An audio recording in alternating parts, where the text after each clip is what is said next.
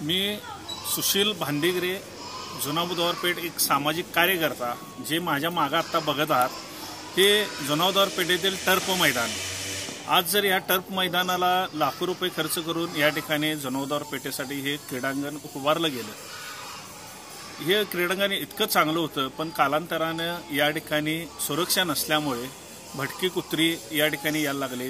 तसेच या ठिकाणी मद्यपींचा अड्डा झाला आणि ह्या मैदानाची आता दुरावस्था झालेली आहे। याच्या सिक्युरिटीसाठी गेट करण्यात आलं दोन्हीकडे, ते पण गेट या ठिकाणी तोडण्यात आलेलं आहे। मुळामध्ये अशा ज्या काही लहान मुलांसाठी मोठ्यांसाठी जी मैदान आहेत, ही जी कमतरता बुधवार पेठेत आहेत आणि ह्याची जबाबदारी करणाऱ्या नेत्यांवर नाही, तर त्याची जबाबदारी इथं खेळणाऱ्या कार्यकर्त्यांच्यावर पण तितकीच आहे, खेळाडूंच्यावर पण तितकीच आहे आणि ह्या भागातल्या नागरिकांच्यावर पण तेवढीच आहे। मुळामध्ये हे लाखो रुपये खर्च करून जे टर्फ मैदान उभं केले, ही जी निगा राखणे पण आपली गरज आहे। ज्यावेळी हे काम देण्यात आलं, तिने तिथनं पुढे 3-4 वर्ष याचा मेंटेनन्स बघितला गेला, पण तिथनं पुढे ही जबाबदारी आपली सर्वांची होती, पण हे जे कुणी याकडे लक्ष दिलं गेलेलं नाही। आज गेट तुटून पडलेले आहेत, टर्फ फाटलेला आहे, जाळे फाटलेले आहे। मुळामध्ये पेठमध्ये कुठेही मैदान नाही। आज पंचगंगा नदीवर बॉटनिकल गार्डन जे होणार होतं, त्या ठिकाणी आपण काम थांबवले आणि पेठच्या मैदानासाठी आपण मागणी केलेली आहे। मग अशी जर मैदानाची अवस्था होत असेल, तर खरोखर आपल्या सर्वांची जबाबदारी आहे की हे चांगल्या पद्धतीने कसं टिकवलं पाहिजे। आणि आता इथनं पुढे जे लोकप्रतिनिधी आहेत त्यांनी जरा ह्या ठिकाणी लक्ष घातलं पाहिजे। हे जे महापालिकेच्या जागेत टर्फ मैदान उभारलेलं आहे, ह्याला पुन्हा एक ऊर्जित अवस्था आपण प्राप्त करून द्या आणि त्याची पुन्हा देखभाल करण्याची जबाबदारी ही आम्ही भागातील नागरिक घेऊ।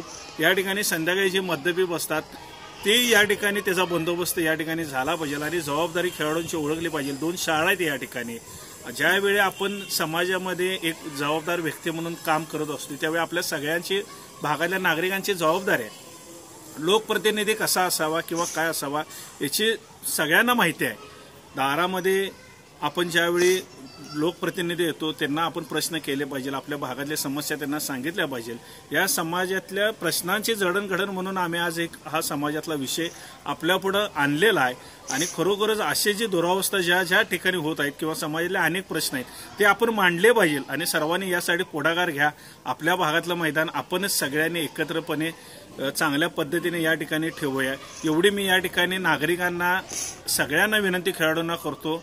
आणि आपल्या मैदानासाठी सर्वांनी एकदा वेळ काढा आणि आपण खरोखर एक जबाबदारी घेऊन पंचगंगा नदीवरचं बॉटनिकल गार्डनचं होणारं मैदान असेल किंवा हे टर्फ मैदान असेल, ह्या संदर्भात आपण एकत्रितपणे संघटितपणे आवाज उठवून एक चांगलं मैदान आपल्या पेठेला मिळवून देऊया आणि चांगले खेळाडू या महाराष्ट्रासाठी, कोल्हापूरसाठी आपण देण्याचा प्रयत्न करूया। एवढं बोलतो आणि थांबतो। जय हिंद, जय महाराष्ट्र।